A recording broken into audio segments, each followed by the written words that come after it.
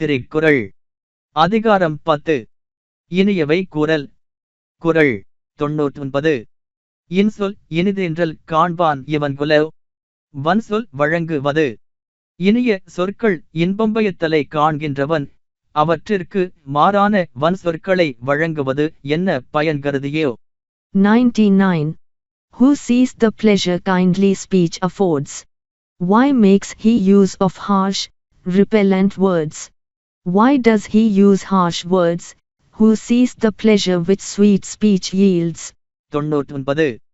இன்சொல் இனிதென்றல் காண்பான் இவன்குலோ. வன்சொல் வழங்குவது.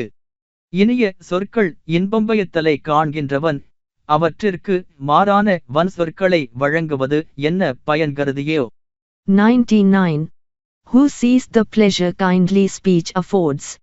Why makes he use of harsh, repellent words? Why does he use harsh words, who sees the pleasure which sweet speech yields?